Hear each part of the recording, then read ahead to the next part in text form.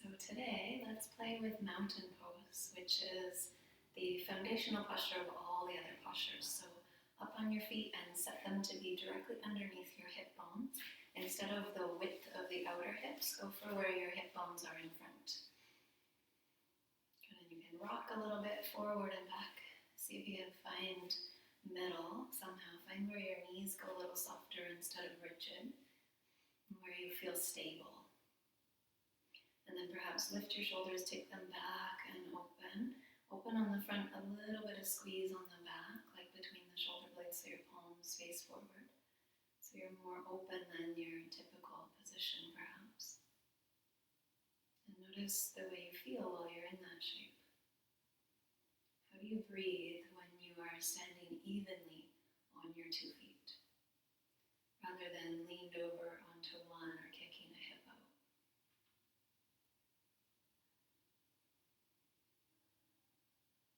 Mountain, we can imagine that we're being our tallest, and you push down into your feet, you can lift up to the top of your head.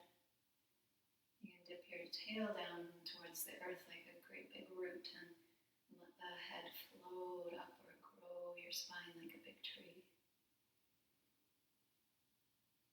When you breathe in, if shoulders are relaxed, you might be able to see it on me that when I breathe in, my arms kind of float away from the torso.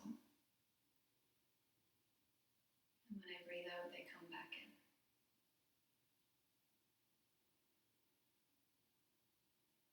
So we don't need to make the breath, but we soften around the breath so that it has space.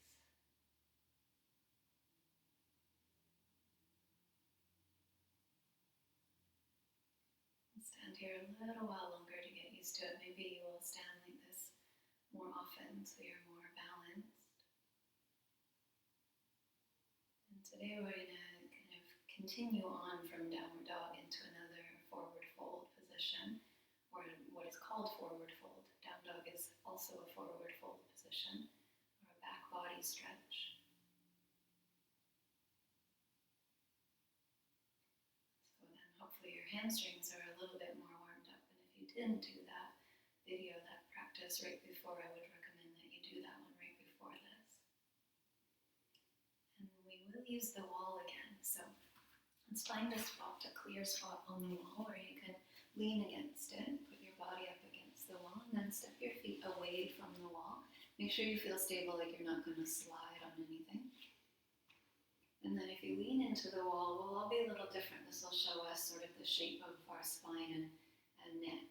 Of course, that's part of the spine, but a lot of us will have the head a little forward off of the wall. It won't feel comfortable to put it right back on the wall. So feel for you. You can also start to notice where there's gaps behind your back, and maybe we can flatten the sacrum onto the wall a little bit more, maybe the back ribs onto the wall. And then if we do like we did when we were standing, if you lift the shoulders, take them backwards onto the wall, can you slide them down without letting the ribs push forward? And all of that while being able to breathe. So can you now breathe into your back more by breathing into the wall? Make sure the knees aren't pushing back, they're not being rigid. And then when you feel ready, we'll begin the forward fold. So if you slide down a little bit, bend the knees some more, and then tip forward and put your hands on your thighs. And then either slide the bum up the wall or kind of like you're walking on your sit bones. We're looking to get to the sit bones on the wall rather than this tucked under position that can happen. So bend your knees any amount that you need to, so that then you can lift your bum a bit, put it up on the wall more. And then you might be able to go to elbows on knees, and then let the head fall. Or maybe you can drape right over, let the torso rest on the thighs. So some of us, of course, will not do that yet. So you can always go back to elbows on thighs.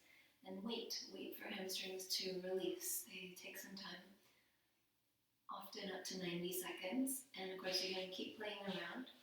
Walk out a little bit, fidget, rearrange. Where do you need to be in that? And I'm just going to look your way, but you can be hanging down. Do notice, do you carry tension in the shoulders? Are they shrugging? You can wobble the head or shake it out a little bit.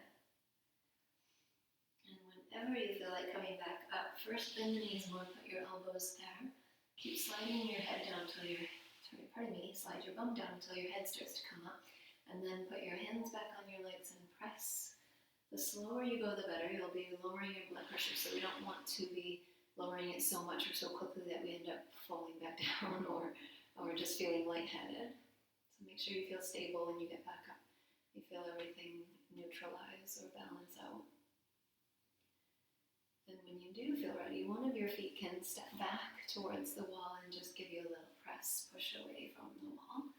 And then we'll attempt that same forward fold posture without the wall. But imagine, it's still there, it's not going anywhere, but imagine you could still press into it. So you bend your knees, push your bum back or your hips out behind you. Either go to elbows on knees or drape if that feels okay. So what tends to happen with forward folds, especially when we're new to the practice or haven't done it very often or we think we can't touch our toes, is that we're actually just being straight-legged and then just rolling or rounding the spine. So you'll notice that if you bend your knees, push your hips back, you'll get more of a hinge from the hips. And you'll be able to hang down more. And both of these positions, the more we put the hips out, you can see it in the back that there's more space. In a way, it's longer, even if I could say flatter in this moment. And we're not pushing the vertebrae together, we're helping to lengthen them out like a pole or make some space in between. For all the compression that happens when we sit so much. So are you okay? Are you staying a little bit longer? Maybe letting go more. You can sway a little bit if that feels good. And when you feel ready to come up, do like you're taking a bit of a squat, like you're sitting your hips down more so your glutes come on, and then you bring your hands up to your legs or push strong enough with legs that you can stand back up, using the leg strength rather than back strength. And fix your hair. And then wait for it in case you get a little lightheaded. You want to feel feet, legs firm underneath you, fully supportive. Check on shoulders and notice how you're feeling. If you compare this mountain pose, how you're standing now, compared to when we were standing in it before, is there any way that you are different? Are you taller? So we're going to play with something more that is often called a half sun salutation. Will take us through a few different movements. So I'm going to turn again so you have the side view. So the first thing is to inhale and reach your arms up, and then we'll just reset, let go. So then inhale again and reach up more. When you exhale, bend your knees, push your hips back, and come down towards the fold. Put your fingers on your shins and push away. We call it a halfway lift. Feel if you can flatten out your back or even arch. And then fold in either elbows to knees or drape. And then like we did before, sit down again and then push the floor away. Come all the way up. You can take your arms up any way you wish and then drop them again. And we'll do that again. So when you feel ready, inhale and reach for the ceiling. Exhale, do a little bit of a sit or a squat. Push your hips back so you fold in. Inhale and lift up halfway. Exhale, fold to elbows on knees or drape. When you're about to inhale for sit and then push, come up with a stretch and then let it go. So let's do it just with the breath. Inhale and reach up. Exhale, sit to fold. Inhale, lift halfway. Exhale, fold in. Sit and inhale, come up. And exhale to let go.